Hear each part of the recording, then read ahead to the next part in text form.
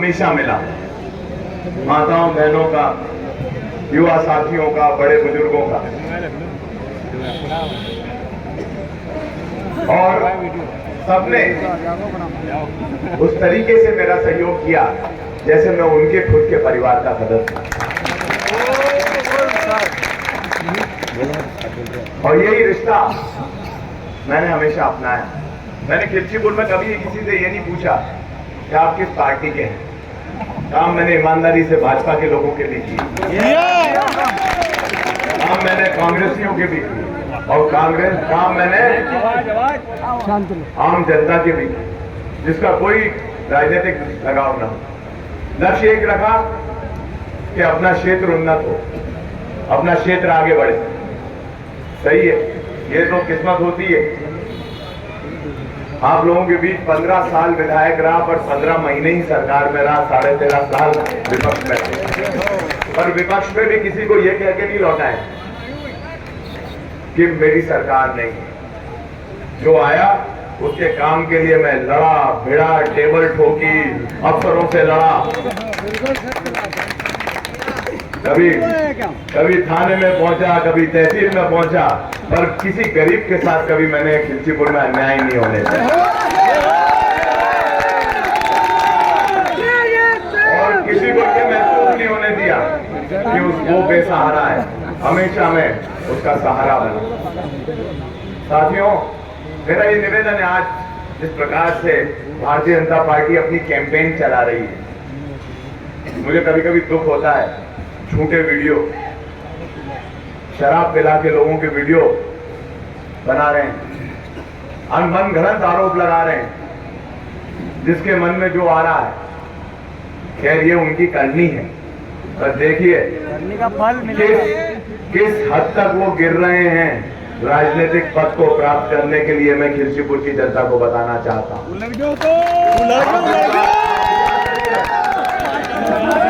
इस स्तर तक वो आ रहे हैं नीचे, और इस स्तर तक जब वो नीचे आ सकते हैं और कहीं आपकी किसी की भूल हो गई और गलती से वो जनप्रतिनिधि बन गए, तो रौन देंगे इस खिलचीपुर को। ये 13 से 18 में जब वो डबल इंजन, ट्रिपल इंजन, पता नहीं कितने इंजनों की सरकार थी, एक कंकर भी खिलचीपुर में भारतीय जनता पार्टी ने लगाया हो तो मुझे बता। यहाँ से वहां तक उनकी सरकार थी। और जब मैं काम करने लगा, पार्क बनवाने लगा, तो उसमें अरंगा लगाने लगा, सब्जी मंडी बनवाने लगा, इसलिए आप चेन से तो कहने आ गए कि ये तो जनपद की भूमि है। लगाया था कि नहीं लगाया था? और अब हास्यास्पद बात यह है कि जो लोग उसको जनपद की जमीन बना रहे थे, वो वहां पे नगर पंचायत से दुकान बना रहे हैं। तो अब सत्ता बदल गई तो वो नगर पंचायत की जमीन हो गई। मेला ग्राउंड की बाउंड्री वॉल बना रहा था, क्योंकि इस नगर की एक धरोहर है श्रीजी चैत का मेला। मुझे किसी ने बताया, वो जो 1957 में एक बुजुर्ग मिले मुझे, जो खिलचीपुर आए थे, उनने बोला था 1 लाख बैल का मेला खिलचीपुर में लगता था। वो भूमि है, और उस भूमि को बेतरमीम में उठाने के लिए भाजपा के लोग मिलकर अपना कब्जा स्थापित करना चाहते थे। मैं उसको बचाता था। मैंने ईमानदारी रखी इस बात में कि शहर का विकास हो, क्षेत्र के विकास के लिए। आज कौन सा क्षेत्र है जिसमें विकास 15 महीने की सरकार में नहीं हुआ? खिलचीपुर में सिविल अस्पताल बना, सामुदायिक स्वास्थ्य केंद्र का भवन बना, जीरापुर में सिविल अस्पताल का भवन बना, हमारे माचलपुर में भव्य बस स्टैंड बना, 50 लाख रुपया उस समय जयवर्धन सिंह मंत्री थे, नगरीय प्रशासन की हमें विशेष निधि मिली थी, उससे बना। आज बाबा भारतीय जनता पार्टी के लोग लूटना चाहते हैं। खिलचीपुर में 50 लाख बस स्टैंड बनाने के लिए रखे हुए हैं, पर नगर पंचायत को फुर्सत नहीं है कि वो डीपीआर बनवा ले। आलोचना करना बहुत आसान होता है, पर जब आपका मौका था, आपकी नगर पालिका थी, आपकी विधायक थे, आपके सांसद थे, तब आपने क्या किया? ये विचार करने की खिलचीपुर की जनता को आवश्यकता है। मेरा आपसे यही अनुरोध है। कॉलेज के भवन में भी हमने काम किया, तीनों जगह कॉलेज की नई 5-5 करोड़ की बिल्डिंग है, तीनों जगह बनकर आज तैयार हो रही है। जीरापुर में 10 करोड़ रुपए का ITI भवन बन रहा है और खिलचीपुर में 4 लेन रोड बन रहा है 50 करोड़ रुपए की लागत। भाई आप भी तो थे सरकार में, आप क्यों नहीं करवा पाए ये सारे काम? विचार होना चाहिए इस बात। आज कुंडालिया बांध, प्रधानमंत्री जी मोहनपुर आए, उनने उद्घाटन किया, मुख्यमंत्री जी कुंडालिया आए, उनने उद्घाटन किया, फिर रक्षा मंत्री जी नहर का उद्घाटन करने आ गए, उसके बाद पता नहीं कितने लोग आए।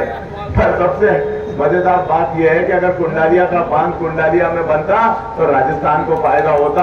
उसको नारायण सिंह जी ने, हमने राजा साहब उस समय UPA की सरकार थी, राजा साहब के सहयोग से उसको 23 किलोमीटर ऊपर बनवाया ताकि खिलचीपुर और जीरापुर तहसील को फायदा हो।